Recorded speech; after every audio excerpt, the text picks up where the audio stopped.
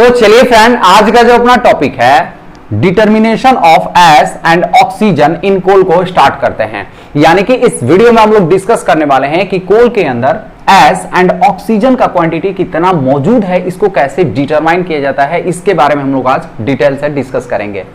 तो देखिए, कोल के अंदर से ऑक्सीजन का क्वांटिटी को एस्टिमेट करना यह एक पार्ट ऑफ अल्टीमेट एनालिसिस है। जैसा कि हम लोग ऑलरेडी डिस्कस कर चुके हैं कि कोल का एनालिसिस दो टाइप से किया जाता है, जिसमें पहला होता है हमारा प्रॉक्सिमेट एनालिसिस, दूसरा होता है अल्टीमेट एनालिसिस। तो प्रॉक्सिमेट एनालिसिस के लिए हम लोग ऑलरेडी डिस्कस कर चुके हैं, लिंक आपको डिस्क्रिप्शन बॉक्स में मिल जाएगा, प्लीज उसको देख लीजिएगा। तो देखिए, प्रॉक्सिमेट एनालिसिस में हम लोग क्या चेक करते हैं, तो सबसे पहले देखते हैं कि कोल के अंदर मॉइस्चर कंटेंट कितना है। उसके बाद हम लोग देखते हैं कि वोलेटाइल मैटर यानी कि वीएम कितना है। उसके बाद हम लोग देखते हैं कि कोल के अंदर फिक्स्ड कार्बन यानी एफसी कितना है। एंड देन फाइनली हम लोग देखते हैं कि कोल के अंदर एस कंटेंट कितना है। तो इस तरह से हमारा प्रॉक्सिमेट एनालिसिस किया जाता है। सिमिलरली अगर हम लोग अल्टीमेट एनालिसिस की बात करें तो अल्टीमेट एनालिसिस में उस कोल के अंदर जो भी एलिमेंट मौजूद रहते हैं उसका क्वांटिटी को फाइंड आउट किया जाता है।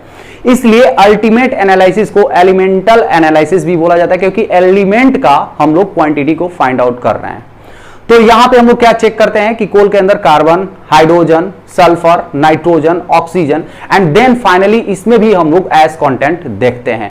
तो देखिए, इन दोनों एनालिसिस में आपको एक चीज कॉमन दिख रहा होगा, और वो क्या है, तो परसेंटेज ऑफ एस कंटेंट।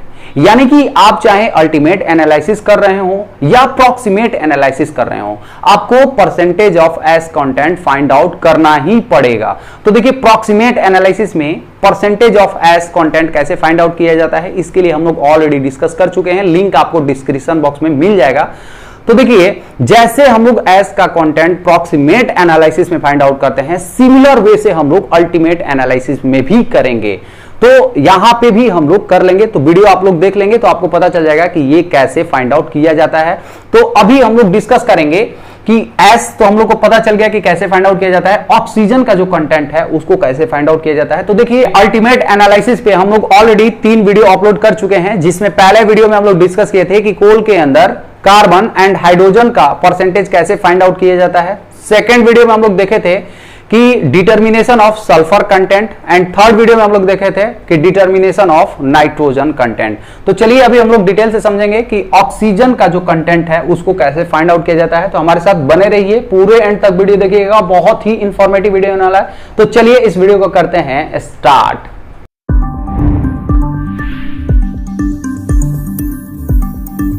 तो चलिए फ्रेंड, अभी हम लोग समझ लेते हैं कि कोल के अंदर एस एंड ऑक्सीजन का क्वांटिटी को कैसे एस्टिमेट किया जाता है, यानी इसको कैसे फाइंड आउट किया जाता है। तो उम्मीद करता हूं कि आपको एस का जो क्वांटिटी है फाइंड आउट करने का तरीका आपको अच्छे से पता है। अगर नहीं पता है तो मैं यहां पे थोड़ा सा डिस्कस कर देता हूं, और लिंक आपको डिस्क्रिप्शन बॉक्स में मिल ही जाएगा, वो वीडियो आप लोग देख सकते हैं। तो देखिए, कोल के अंदर जो एस होता है वो क्या होता है, नॉन कंबस्टिबल एलिमेंट होता है, यानी कि ऐसा एलिमेंट जिसका कंबस्शन नहीं होता है। ये क्या होता है, नॉन कंबस्टिबल एलिमेंट। यानी कि कोल को जब आप जला देंगे और जो चीज बच जाएगा वो क्या होता है, वो हमारा एस होता है। नॉन कंबस्टिबल, उसका कंबस्शन नहीं होगा तो वो क्या बचेगा, हमारा एस बचेगा। तो हम लोग एस का क्वांटिटी को फाइंड आउट करने के लिए क्या करते हैं, तो सबसे पहले हम लोग सैंपल कलेक्ट करते हैं और उस सैंपल को हम लोग किसी फर्नेस के अंदर बर्न आउट करवाते हैं, जिसके चलते उस कोल सैंपल के अंदर जो भी कंबस्टिबल एलिमेंट होगा उसका कंबस्शन हो जाएगा, यानी कि वहां से वो क्या हो जाएगा, बर्न आउट हो जाएगा। और जो चीज बर्न नहीं होगा वो क्या होगा, नॉन कंबस्टिबल एलिमेंट होगा, यानी कि नॉन कंबस्टिबल मैटर होगा, जिसे हम लोग क्या बोलते हैं, एस बोलते हैं। तो हम लोग उस फर्नेस के अंदर कितना टेम्परेचर रखते हैं, तो उस फर्नेस के अंदर हम लोग टेम्परेचर रखेंगे 810 डिग्री सेल्सियस, प्लस माइनस हमारा 10 डिग्री सेल्सियस होता है। मतलब 800 से लेकर के 820 डिग्री टेम्परेचर हम लोग उस फर्नेस के अंदर टेम्परेचर मेंटेन करेंगे।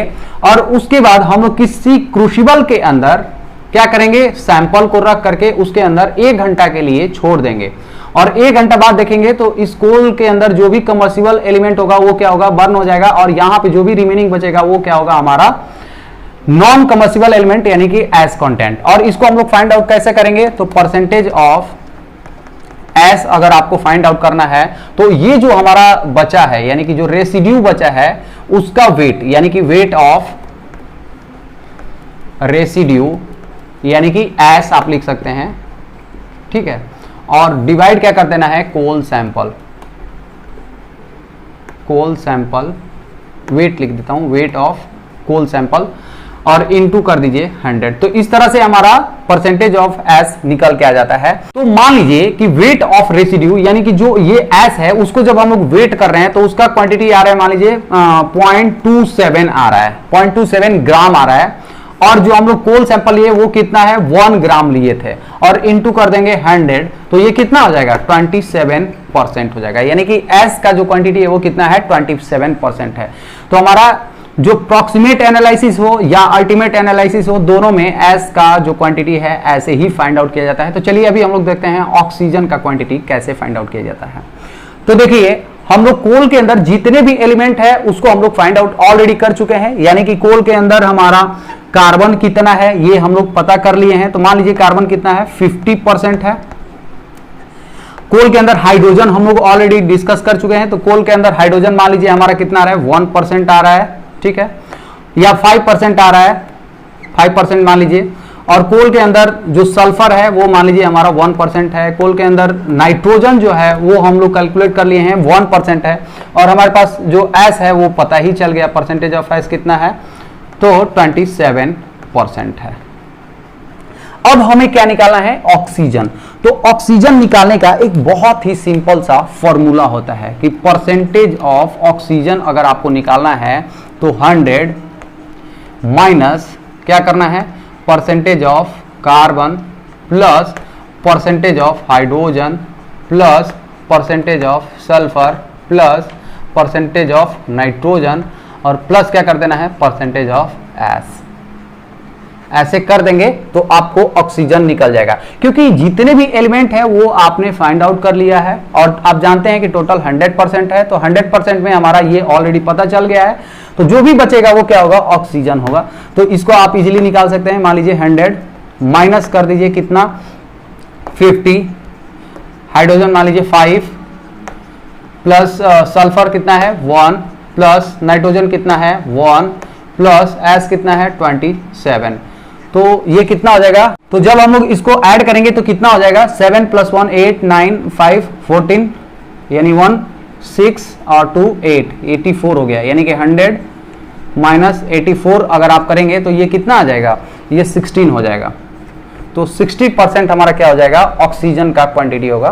तो इस तरह से हम लोग अल्टीमेट एनालिसिस में पूरा कंप्लीट हो गया, जिसमें हम लोग carbon, hydrogen, sulphur, nitrogen, S and oxygen find out कर लिए। उम्मीद करता हूं ये टॉपिक आपको अच्छे से समझ में आ गया होगा। अगर मेरा वीडियो आप लोगों को अच्छा लगा, इंफॉर्मेटिव लगा, तो प्लीज मेरे वीडियो को लाइक कर दीजिए। अगर मेरे चैनल पाप ऑन डिस्कशन में आप लोग नए हैं तो प्लीज मेरे चैनल को सब्सक्राइब कर दीजिए।